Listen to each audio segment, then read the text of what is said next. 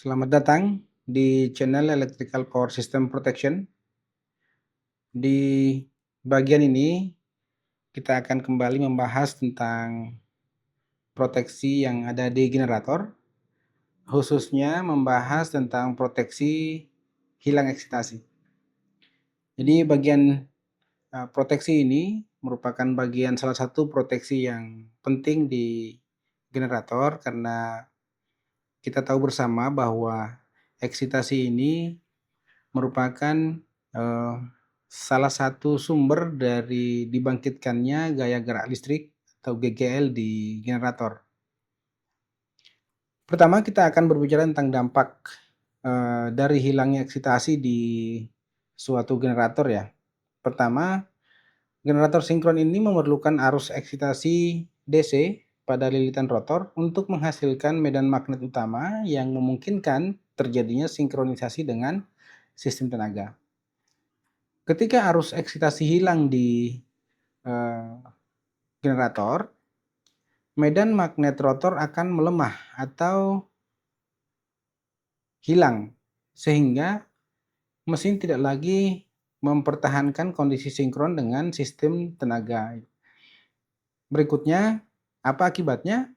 Akibatnya generator mulai beroperasi secara tidak sinkron, atau dalam hal ini menyerupai generator induksi. Selanjutnya, kita akan berbicara tentang dampak yang dapat ditimbulkan. Bagian pertama kita akan berbicara tentang dampak elektromekanis. Pertama dari dampak elektromekanis ini adalah peningkatan rugi tembaga pada rotor. Maksudnya seperti apa?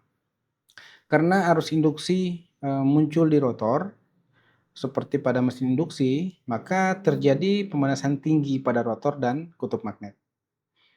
Yang kedua, dampak elektromekanis kedua yaitu terjadinya slip antara rotor dan medan stator. Kondisi ini penjelasannya seperti rotor tidak lagi berputar secara sinkron dengan medan magnet stator, yang memungkinkan terjadinya pergeseran sudut rotor atau lebih dikenal dengan pole slip. Dampak elektromekanis ketiga yaitu getaran mekanis yang meningkat. Interaksi medan magnet tidak seimbang ini menimbulkan gaya torsi yang berfluktuasi, menyebabkan terjadinya getaran berlebih pada poros. Dan yang keempat, kerusakan pada rotor dan exciter. Arus induksi yang besar dapat merusak lilitan medan, demagnetisasi atau bahkan melelehkan isolasi rotor. Kemudian dampak elektris, ini dampak kedua. Pertama, tegangan di terminal itu akan turun, atau tegangan yang dibangkitkan oleh generator ini akan turun. Kita tahu bersama ya kalau GGL itu atau gaya gerak listrik yang ada di generator itu sebenarnya dibangkitkan karena adanya medan magnet yang ada di rotor yang berputar kemudian memotong stator, ya itulah yang memungkinkan timbulnya tegangan yang ada di generator. Jadi pada saat ada kehilangan suplai DC, maka tegangan yang ada di terminal itu akan menurun atau bahkan hilang. Kemudian dampak elektris kedua itu yang kedua itu adalah arus stator yang meningkat tajam. Ketika generator menarik arus reaktif dari sistem jaringan untuk mempertahankan flux, itu arus stator itu menjadi besar. Kemudian dampak elektris yang ketiga, faktor daya yang memburuk. Mesin mulai menyerap daya reaktif. Kondisi ini mesin itu mulai menyerap daya reaktif, tapi bukan menyuplai lagi ya, sehingga mengganggu kestabilan tegangan sistem.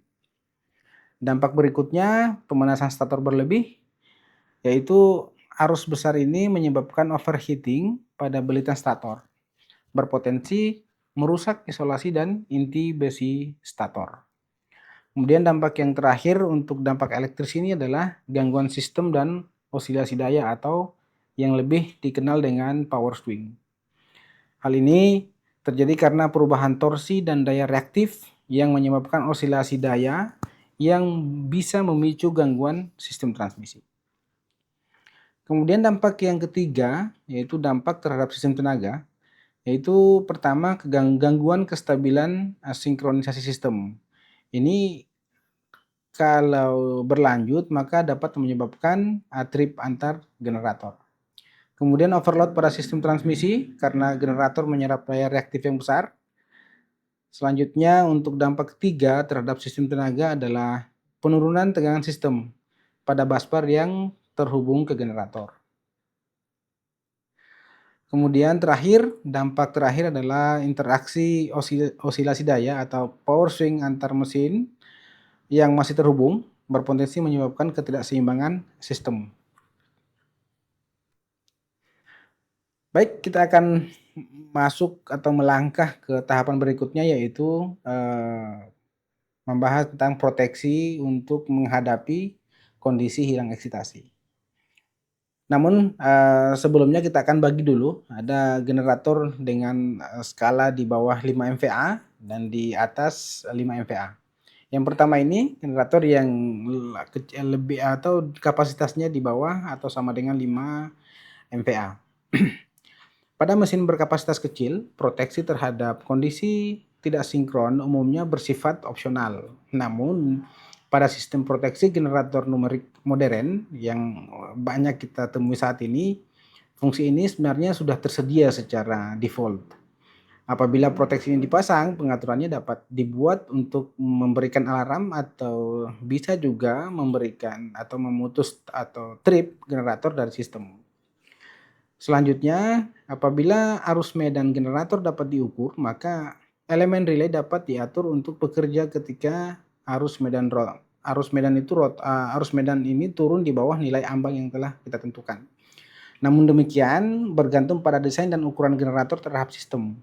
Dimungkinkan bahwa mesin diharuskan tetap beroperasi sinkron dengan eksitasi yang sangat kecil atau bahkan tanpa eksitasi, tergantung pada kondisi sistem tertentu. Relay arus medan rendah harus diset pada nilai di bawah arus eksitasi minimum yang umumnya sekitar 8% dari arus medan pada buan penuh. Relay tunda waktu atau time delay relay digunakan untuk menjaga stabilitas sistem proteksi agar tidak salah bekerja akibat kondisi transien, serta memastikan bahwa fluktuasi arus medan akibat fenomena pole slip tidak menyebabkan sistem proteksi reset secara keliru. Yang akan kita bahas berikutnya itu adalah generator di atas 5 MVA.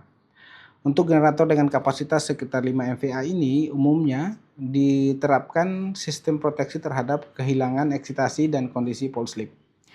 Sebuah generator yang terhubung ke sistem jaringan sebagaimana nanti kita tunjukkan pada gambar berikut ini, ketika eksitasi hilang, tegangan terminal generator akan mulai menurun sementara arus stator meningkat. Akibatnya, impedansi yang tampak dari terminal generator akan berkurang, disertai dengan perubahan faktor daya dari generator. Baik, berikut ini kita akan coba lihat hubungan ya antara reaktansi generator, kemudian reaktansi trafo, dan reaktansi sistem. Dan kita akan lihat resultannya seperti apa. Yang pertama ini, jadi setiap generator itu punya, kalau kita kembali ke teori dari reaktansi generator ini ada 3 ya. Pertama reaktansi subtransien, kemudian reaktansi transien, dan ketiga itu reaktansi steady state. Jadi pada kondisi sinkron maka yang kita gunakan adalah reaktansi steady state-nya ya. Oke, jadi dari generator itu memiliki reaktansi sinkron, salah satu jenis reaktansinya, kemudian terhubung dengan trafo. Trafo juga punya reaktansi. Kalau kita gambarkan seperti ini, mungkin kurvanya seperti ini ya, fasornya. Kenapa fasornya tegak lurus seperti ini? Karena umumnya reaktansi itu bersifat bersifat reaktansi itu tanpa ada R ya, jadi yang ada hanya L dan C-nya saja. Kemudian kita hubungkan, kemudian di sistem generator yang terhubung dengan sistem ini akan memiliki impedansi sistemnya atau kita sebutnya ZS saja. Dan kemudian kita hubungkan ketiga reaktansi ini menjadi sebuah total reaktansi di suatu sistem jaringan yang terhubung dengan generator yang akan kita coba proteksi untuk kondisi kehilangan eksitasi. Kemudian ada satu kondisi di mana pada saat kondisi stabil atau tanpa ada pole slip, atau dalam hal ini rasio antara tegangan yang ada di generator dengan tegangan yang ada di sistem itu sama gitu ya, atau sama dengan 1. Kita lihat titik tengahnya itu ada di antara, kalau kita bagi 2 garis resultan ini, maka kita akan mendapatkan perpotongan ya. Perpotongan garis di mana di sini titik stabil. Namun pada saat ada kondisi tidak stabil antara generator dan sistem, maka akan terjadi perubahan sudut ini ya. Inilah yang dimaksud dengan sudut rotor itu. Baik, kita akan lanjut. Bagaimana sebuah relay untuk mendeteksi kondisi kehilangan sinkronisasi, maka kita bisa menempatkan si relay itu, relay yang mendeteksi kondisi hilang sinkron pada titik A atau titik 0 dari RX plane ini ya. Kemudian impedansi yang diukur atau dihitung oleh relay itu dapat menggunakan rumus ini ya. Impedansi relay ini menggunakan rumus reaktansi generator ditambah dengan reaktansi trafo ditambah dengan impedansi sistem. Jadi yang mana komponen real, yang mana komponen imajiner nanti harus kita ketahui dulu sudutnya antara sudut ini ya, sudut yang ini menentukan sudut antara sistem yang ya berapa R-nya dan berapa X-nya gitu ya. Menggunakan rumus ini, XG tambah XT dan ZS dikali dengan rasio antara EG dan ES atau tegangan generator dan tegangan sistem, dikalikan dengan rasio tadi dikurangi dengan kosinus theta dikurangi dengan sinus theta dibagi dengan N dikurangi dengan kosinus theta pangkat 2 ditambah sinus theta pangkat 2. Kemudian untuk kondisi kondisi N sama dengan 1, maka N ini kita akan langsung ganti dengan angka 1, dan melalui perhitungan ini kalau kita coba rubah, kondisinya adalah N pangkat 2 dikurangi dengan 2 N cos theta ditambah dengan kosinus theta pangkat 2 dijumlahkan dengan sin theta pangkat 2. Jadi di penjumlahan trigonometri antara kosinus pangkat 2 dan sinus pangkat 2 sama dengan 1. Jadi ini akan hilang nanti kosinus pangkat 2 dan sinus pangkat 2. Kemudian tersisa seperti ini nantinya. J 1 dikurangi dengan J kotangen theta dibagi dengan 2. Kenapa seperti ini? Kotangen itu merupakan sepertangan ya, atau kosinus per sinus. Berikutnya kasus umum. Kasus umum dapat direpresentasikan oleh sekumpulan lingkaran dengan pusat yang terletak pada garis CD. Jadi ada garis lurus ini, ya, seperti yang kita sudah gambar di awal tadi itu. Itu pada gambar dapat ditunjukkan lintasan impedansi terminal generator dalam hal ini yang khas atau yang punya ciri khusus selama terjadi kondisi kehilangan eksitasi. Jadi kita bisa lihat ya pergerakan garis warna merah ini. Jadi pada saat kondisi kehilangan eksitasi, maka si impedansi ini akan perlahan turun ya menuju titik 0, kemudian berbalik arah menuju titik reaktansi si generator. Seperti ini mungkin gambarannya. Jadi pada saat kondisi beban, kemudian turun dan kemudian menuju ke titik C, di mana di sini adalah reaktansi si generator. Oke. Untuk kasus khusus dengan kondisi EG sama dengan ES, kondisi EG dan ES ini lintasannya lurus ya, yang merupakan garis sumbu tegak lurus dari garis CD. Jadi kita lihat garis EG per ES sama dengan 1, ini tegak lurus terhadap garis CD. Ini penjelasan yang poin pertama. Dan kemudian untuk EG sama dengan 0, ini akan masing-masing menghasilkan lintasan berbentuk lingkaran yang menyusut menjadi satu titik di titik C. Jadi ada beberapa kondisi ya. Jadi kalau kondisinya 1,5 kali lebih besar, maksudnya 1,5 kali ini kondisi overeksitasi ya. Jadi si generator itu menyuplai tegangan yang lebih tinggi dari si tegangan sistem, maka kalau kita lihat lokusnya akan seperti ini. Kemudian di 1,8 kali akan lebih mengecil lagi. Kemudian pada saat kondisinya 2 kali lebih besar dari tegangan sistem, dia akan semakin mengecil dan pada akhirnya akan menuju ke titik D. D ini apa? D ini adalah garis ujung atau total ini ya, total impedansi sistem ya, pada saat terhubung dengan generator dengan sistem gitu ya. Antara generator dengan sistem itu terhubung, namun kondisinya si tegangan generator lebih tinggi, jauh lebih tinggi dibandingkan dengan tegangan stator yang terhubung dengan sistem. Nah, apa yang terjadi pada saat kondisi ini, kondisi kehilangan eksitasi ya. Kehilangan eksitasi seperti ini, kita lihat kurvanya.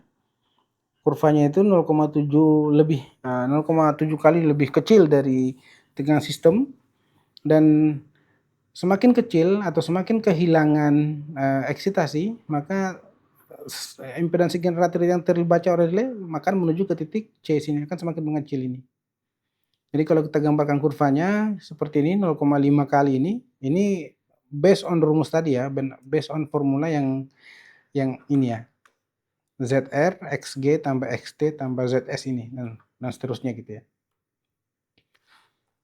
Baik, proteksi against loss of excitation ini secara teoritis pada slip 0, nilai XG itu sama dengan XD atau reaktansi sinkron pada slip 0 ya. Jadi kita akan menggunakan reaktansi sinkron atau reaktansi steady state-nya. Kemudian pada slip 100%, atau perbedaan ini sampai dengan 100%, maka nilai XG ini akan turun sampai dengan di reaktansi subtransiennya atau setara dengan reaktansi subtransien.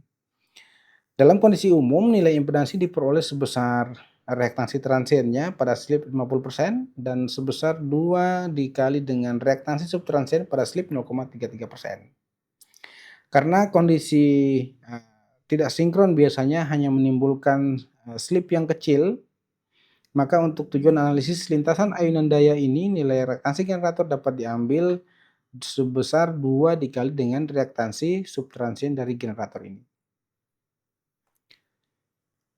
Kemudian nilai reaktansi pada sumbu langsung atau direct axis reaktansi dibandingkan dengan nilai reaktansi total dari generator, dan rasio antara reaktansi sinkron dan reaktansi generator ini dikenal sebagai faktor saliensi.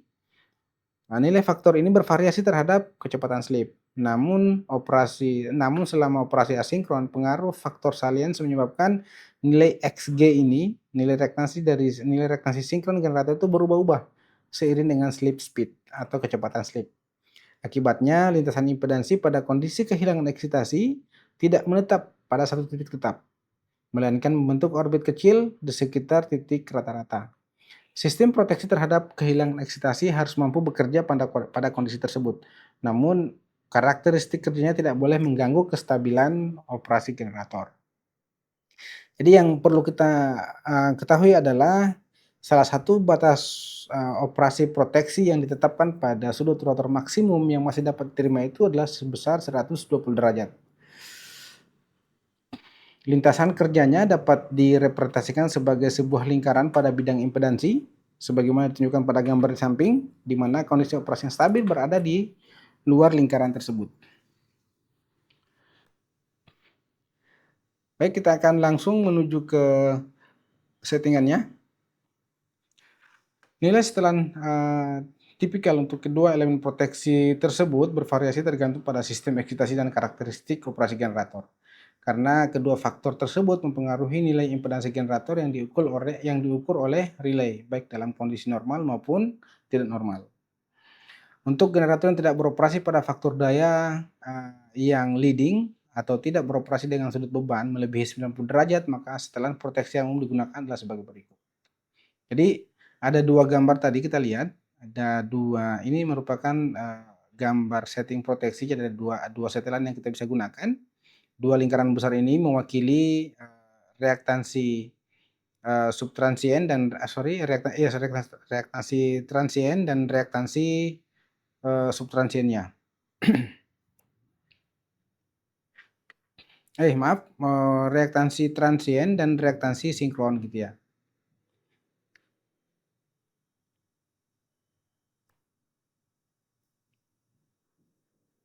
Baik, nanti kita akan coba simulasikan.